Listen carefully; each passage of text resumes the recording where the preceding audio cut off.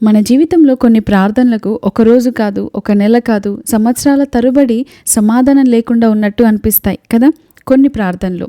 అవి ఉద్యోగం కోసం చేసినవి కావచ్చు, వివాహం కోసం, సంతానం కోసం, గర్భఫలం కోసం, బిడ్డల కోసం, ఆరోగ్యం కోసం, పరిచర్య కోసం, కుటుంబ రక్షణ కోసం, భర్త మారు మనసు కోసం, ఇలా ఆర్థిక పరిస్థితులు మెరుగుపడాలని ఇంకా కొన్ని వాటి కొరకు మనం ప్రార్థిస్తూ ఉంటాం. కానీ ఎంతకాలం ఎదురు చూసినా కూడా ప్రార్థనకు జవాబు రాకపోతే మన మనసులో ఏమని ప్రశ్న వస్తుంది?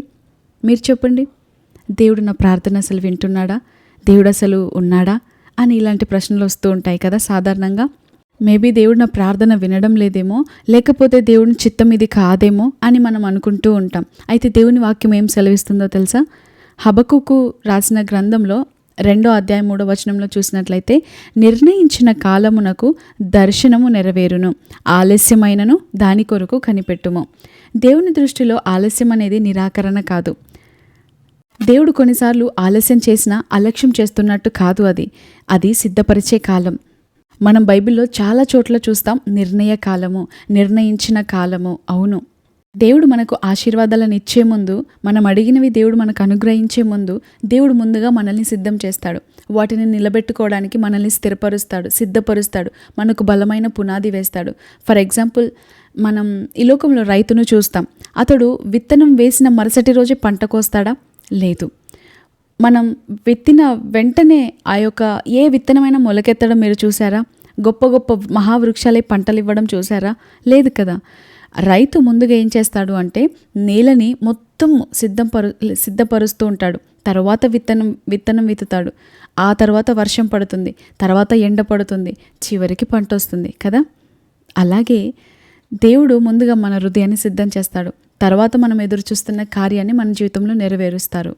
కానీ మనకైతే instant tea, instant popcorn, instant biryani, ఇలా అన్నీ ఇన్స్టంట్ అలవాటైపోయి ప్రతీది కూడా, ప్రార్థనకు కూడా జవాబు ఇన్స్టంట్గా రావాలని ఆశపడుతూ ఉంటాం.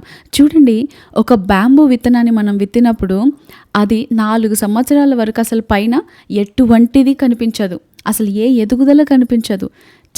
దాన్ని చూసిన వారు అనుకుంటారు చాలామంది, అతను నేను విత్తిన విత్తనం వ్యర్థమైపోయింది, నా సమయం వ్యర్థమైపోయింది, నేను పోసిన నీరంతా వృధా అయిపోయింది, నేను వేసిన ఎరువంతా వృధా అయిపోయింది, ఒక్క అంగుళము కూడా అసలు ఇది మొలక రాలేదు అని అనుకుంటూ ఉంటారు.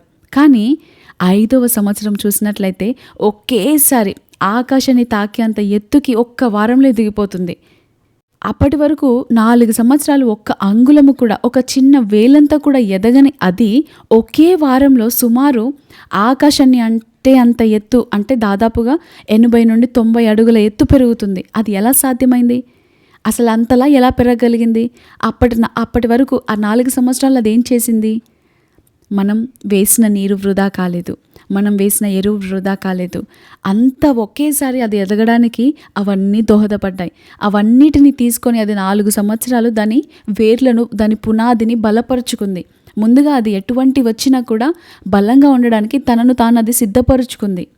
నేను చాలాసార్లు చెబుతూ ఉంటాను, ఒక వ్యక్తి ఒక బండను కొడుతున్నాడు. అలా ఒకసారి కొట్టాడు, ఏ మార్పు రాలేదు. రెండోసారి కొట్టాడు, అసలు ఏ చలనం రాలేదు. మూడోసారి కొట్టాడు, 4సారి కొట్టాడు, 10 సార్లు, 20 సార్లు, 30 సార్లు కొట్టాడు. అసలు దానిలో ఇంత కూడా అసలు అది కదిలినట్టు కనిపించట్లేదు. అలా 90 సార్లు కొట్టాడు. అసలు ఇది కార్యం జరుగుతుందా? నేను ఇన్నిసార్లు కొడుతున్నాను, నా శ్రమ అంతా వృధా అయిపోతుంది, చాలా అలసిపోతున్నాను, కష్టపడుతున్నాను, ఏ ప్రతిఫలం రావట్లేదేంటి అని అనుకుంటూ అయినా కొడుతున్నాడు. విడిచిపెట్టక పట్టు విడవక కొడుతూనే ఉన్నాడు.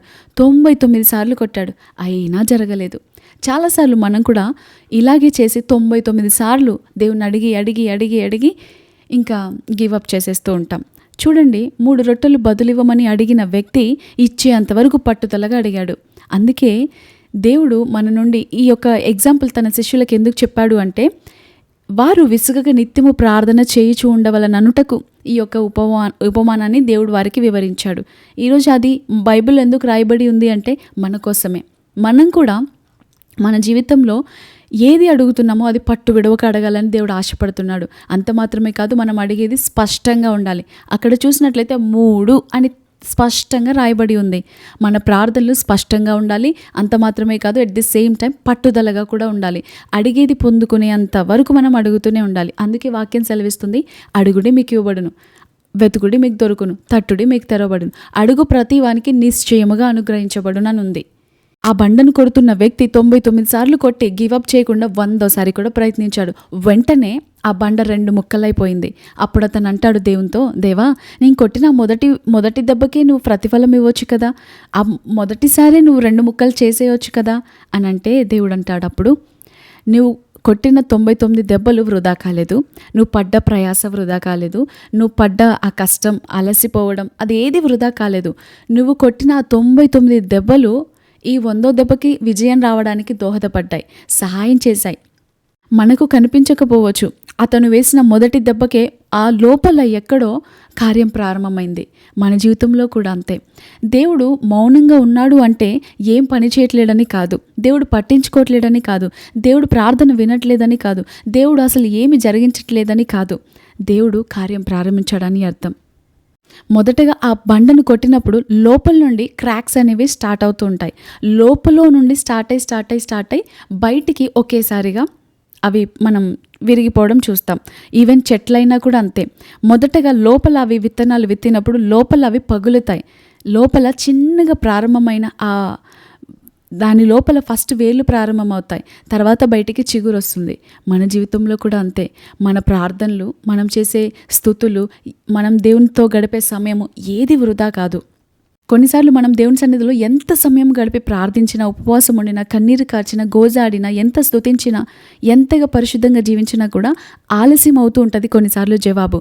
నన్ను కూడా చాలామంది అంటూ ఉంటారు, ఇంతగా చేసావు కదా, ఏది ప్రతిఫలం ఇంకా రాలేదు, ఇంతేనా అని అంటూ ఉంటారు. అప్పుడు నేను మనసులో ఒకటే అనుకుంటాను, నా దేవుడు నన్ను సిగ్గుపడనివ్వడు, తగిన సమయంలో గొప్పగా నన్ను హెచ్చిస్తాడు, నా తలను పైగా ఉంచుతాడు. ప్రస్తుతం వారికి చూపించడానికి నా దగ్గర పరిష్కారం లేదు, ప్రస్తుతం వారికి చూపించడానికి నా దగ్గర ప్రతిఫలం లేదు, ఖాళీ చేతులే ఉండవచ్చు, కానీ దేవుడు అసాధ్యాలను సహితం సుసాధ్యము చేసే దేవుడు. స్తుతించేవారు ఏ రోజు సిగ్గుపరచబడినట్లు చరిత్రలో లేదు. ఆయన సన్నిధిలో మనం సమయం గడుపుతూ ఆయనతో సహవాసం చేస్తూ ఉంటే దేవుడు ఎలా మనల్ని విడిచిపెడతాడు? దేవుడు అన్యాయం చేసే దేవుడు కాదు. అన్యాయము చేయుట అసంభవం అని వాక్యం సెలవిస్తుంది. ఆయన తన స్వభావానికి విరుద్ధంగా ఏదియో చేయనేరడు అని వాక్యం సెలవిస్తుంది. దేవుడు ఈరోజు మీకు కూడా అనేక వాగ్దానాలు ఇచ్చాడేమో, ఇంకా అది నెరవేరట్లేదు, ఇంకా ఈ కార్యం జరగట్లేదు, ఇంకా ఈ ప్రార్థనకి జవాబు రాలేదు అని మీరు కూడా చాలాసార్లు కృంగిపోయిన స్థితిలో ఉన్నారేమో. అయితే ఒకటి గుర్తుపెట్టుకోండి, దేవుడు అబ్రహాంకి మాట ఇచ్చాడు, నీకు సంతానం ఇస్తాను అని. కానీ అది నెరవేరడానికి 25 సంవత్సరాల కాలం పట్టింది. అబ్రహాము నిరీక్షణ కోల్పోలేదు, విశ్వాసం కోల్పోలేదు, కాబట్టి గొప్ప ఇస్సాకు అనే ప్రతిఫలాన్ని ఆయన పొందుకోగలిగాడు. చాలాసార్లు మనకు అనిపిస్తూ ఉంటుంది, దేవుడు ఏది చేసినా ఆలస్యంగానే చేస్తాడు, ఏది ఇవ్వాలనుకున్నా, ఏ కార్యం చేయాలన్నా, ఏ ప్రార్థనకు జవాబు ఇవ్వాలన్నా దేవుడు ఆలస్యంగా ఇస్తాడు అని మనం తప్పుగా అర్థం చేసుకుంటూ ఉంటాం. అయితే ఒకటి గుర్తుపెట్టుకోండి, దేవుని గడియారం వేరు, మన గడియారం వేరు, దేవుని లెక్కలు వేరు, మన లెక్కలు వేరు, దేవుని ప్రణాళికలు వేరు, మన ప్రణాళికలు వేరు, దేవుని మార్గాలు వేరు, మన మార్గాలు వేరు, దేవుని ఆలోచనలు వేరు, మన ఆలోచనలు వేరు. యోసేపు జీవితాన్ని చూడండి, దేవుడు ఒక కల ఇచ్చాడు, కానీ వెంటనే అది నెరవేరిందా? సింహాసనం ఎక్కాడా? లేదు. ఏం జరిగింది? ముందుగా అన్నదమ్ములు ద్వేషించారు, బానిసత్వం అనుభవించాడు, తప్పుడు నిందలు పొందుకున్నాడు, జైల్లో వేయబడ్డాడు, గుంటలో వేయబడ్డాడు. కానీ దేవుడు విడిచిపెట్టాడా? అతను దేవుని యందు విశ్వాసం కోల్పోలేదు కాబట్టే, నిరీక్షణ ఉంచాడు కాబట్టే దేవుడు అతన్ని గొప్ప చేశాడు. ఎక్కడైతే తృణీకరించబడ్డాడో, ఎక్కడైతే నింద పొందాడో, ఎక్కడైతే అవమానం పాలయ్యాడో ఆ ఐగుప్తు దేశానికి గొప్ప ప్రధానిగా దేవుడు నిలబెట్టలేదా? దేవుడు అన్ని రోజులు సైలెంట్గా ఉన్నాడు అంటే దేవుడు మర్చిపోయాడన్న అర్థం, దేవుడు పట్టించుకోలేదన్న అర్థం. జైల్లో ఉన్నా కూడా దేవుడు మర్చిపోలేదు. దేవుడు యోసేపుకు తోడైనాడని వాక్యం సెలవిస్తుంది. సమయం వచ్చినప్పుడు ఒక్క రోజులోనే పరిస్థితులన్నీ మారిపోయాయి. మన జీవితంలో కూడా కొన్ని ఆశీర్వాదాలు ఒకే రోజులో వస్తాయి, కానీ వాటి కోసం దేవుడు ఎన్నో సంవత్సరాలు మనల్ని సిద్ధపరుస్తూ ఉంటాడు. హన్నా జీవితాన్ని చూడండి. హన్నా తన జీవితంలో ఎన్నో సంవత్సరాలు కన్నీరు కార్చింది, ప్రజలందరూ అపార్థం చేసుకున్నారు, కానీ ఆమె మాత్రం ప్రార్థన ఆపలేదు. దేవుని యందు విశ్వాసం ఉంచింది, నిరీక్షణ ఉంచింది, కాబట్టే గొప్ప సమూయేలు అనే ప్రవక్తను ఆమె బిడ్డగా పొందుకుంది. సమూయేలు నిజంగా చెప్పాలి అంటే ఆయన నోట నుండి వచ్చిన ఏ ప్రార్థన కూడా వ్యర్థంగా నేలన పడలేదు. ప్రతి ప్రార్థనకు జవాబు పొందుకున్న గొప్ప ప్రవక్త ఆయన. అంత గొప్ప ప్రార్థన పరుడైన సమూయేలైన భక్తుని ఆమె పొందుకుంది అంటే ఆమె గొప్పగా ప్రార్థించింది కాబట్టే. మన నిజమైన ప్రార్థన దేవుని సింహాసనం వరకు చేరుతుంది. మనం చాలాసార్లు అనుకుంటూ ఉంటాం, నేను చేసేది సాధారణమైన ప్రార్థన, నేను సాధారణమైన వ్యక్తిని కదా, నేను ఇలాంటి ప్లేస్లో ఉండి చేస్తున్నాను కదా, దేవుడు వింటాడా అని. మనం చేసేది సాధారణమైనదే కావచ్చు, మనం నివసిస్తున్న ప్లేస్ సాధారణమైనదే కావచ్చు, మనం సాధారణమైన వారిగా కనిపిస్తూ ఉండవచ్చు. కానీ మనం చేసే ప్రార్థన సాధారణమైన వ్యక్తికి కాదు, అసాధారణమైన వ్యక్తికి, అసాధ్యాలను సాధ్యపరిచే వ్యక్తికి, సర్వ సృష్టికర్త అయిన దేవునికి మనం చేసే ప్రతి మాట ఆయన వింటున్నాడు. మీకు ఒకటి తెలుసా, మనం తలంచే ప్రతి తలంపు కూడా, చూడండి నేను మాట్లాడుతుంటే స్పీకర్లో ఎలా వినిపిస్తుందో అలా మనం తలంచే ప్రతి తలంపు ఆయన ఎదుట స్పీకర్లో వినబడినట్లుగా వినబడుతుంది. మనం తలంచే తలంపు మన పక్కనున్న వారికి కూడా తెలీదు, కానీ దేవునికి వినబడుతుందంట అది. మనం ఏమి తలంచనై ఉన్నామో ముందే ఎరిగిన దేవుడు ఆయన. మనం ఏది మాట్లాడనై ఉన్నామో నాలుకకి రాకముందే ముందే ఎరిగిన వాడాయన. అలాంటి అన్నీ ఎరిగిన దేవుడు ఆయన. మన జీవితంలో ఎన్ని గొప్ప ప్రణాళికలను కలిగి ఉన్నాడు ఆయన. మన ప్రణాళికలు వేరు. మనం అనుకుంటాం ఈ సమయంలో ఇది జరగాలి, ఈ సమయంలో ఇది రావాలి, ఈ సమయంలో ఈ తలుపు తెరవబడాలి, ఈ సమయంలోకి ఈ ఉద్యోగం రావాలి, ఈ సమయానికి ఈ వివాహం అవ్వాలి అని ఇలాంటివన్నీ అనుకుంటూ ఉంటాం. కానీ దేవుని సమయం వేరు, మన సమయం వేరు. సరే, ఇదంతా పక్కన పెట్టేస్తే ఇప్పుడు మనం అనుకుంటున్న కార్యం పొందుకోవాలి అంటే మరి ఏం చేయాలి? దేవుని సమయం వేరు, మన సమయం వేరు అని మాట్లాడుకుంటున్నాం మనము. మరి ఆ కార్యం జరగాలి అంటే మనం ఏం చేయాలి? ఒక్కరోజు ప్రార్థించి వదిలేస్తే సరిపోతుందా? ఒక్కరోజు విత్తనం విత్తేసి ఇంకా అది మర్చిపోతే అది ఫలిస్తుందా? అలా కాదు కదా. విత్తనం విత్తాము అంటే దాని చుట్టూ కలుపు మొక్కలు రాకుండా మనం చూసుకోవాలి. ఏ పక్షులు వచ్చి దాన్ని ఎత్తుకొని పోకుండా జాగ్రత్త పడాలి. అది ఫలించడానికి మనం ఎరువు పోయాలి, నీరు పోయాలి, మంచి ప్లేస్లో పెట్టాలి. సేమ్ మన జీవితంలో కూడా అంతే. మనం ఏదైతే కావాలని కోరుకుంటున్నామో, ఏదైతే జరగాలని ఆశపడుతున్నామో, ఏ అద్భుతం స్వతంత్రించుకోవాలనుకుంటున్నామో, దేవుని నుండి మనం ఏదైతే కావాలనుకుంటున్నామో అది పొందుకోవాలి అంటే మన ప్రార్థన ఆపవద్దు. అందుకే తెస్సలోనిలకు రాసిన మొదటి పత్రిక 5వ అధ్యాయంలో ఒక మాట ఉంటుంది, ఎడతెగక ప్రార్థన చేయడి, ప్రే వితౌట్ సీజింగ్ అని ఉంటుంది. గుడ్డి భర్తలోమై చూపు పొందడానికి దేవుడు ఆగి అంతవరకు అరుస్తూనే ఉన్నాడు, దేవుని పిలుస్తూనే ఉన్నాడు. మన ప్రార్థనలు కూడా మన జీవితంలో అద్భుతం జరగాలి అంటే అవి అడిగేది పొందుకునే అంతవరకు అడుగుతూనే ఉండాలి. దేవుని యందు విశ్వాసం కోల్పోకూడదు, నిరీక్షణ కోల్పోకూడదు. వాక్యాన్ని ఎత్తిపట్టి మనం స్తుతిస్తూ ఉండాలి, వాక్యాన్ని ఎత్తిపట్టి పలుకుతూ ఉండాలి, కృతజ్ఞత కలిగి ఉండాలి.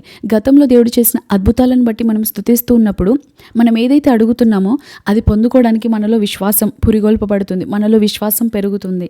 మనం ఏ సిచ్యువేషన్ గుండా అయితే వెళ్తున్నామో, ఏదైతే పొందుకోవాలనుకుంటున్నామో ఆ సిచ్యువేషన్కి తగిన వాక్యాలను ఎత్తిపెట్టి ఒక చోట రాసుకొని విశ్వాసంతో మనం పలకాలి. అప్పుడు కార్యం త్వరగా జరుగుతుంది.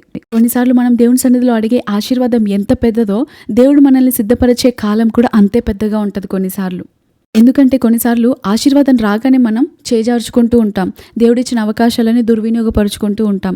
అందుకే దేవుడు ఆశీర్వాదాన్ని ఇచ్చే ముందు మనల్ని సిద్ధపరుస్తాడు, ఒక పాత్రగా మలుస్తాడు, దాన్ని నిలబెట్టుకోవడానికి, దాన్ని స్థిరంగా కాపాడుకోవడానికి.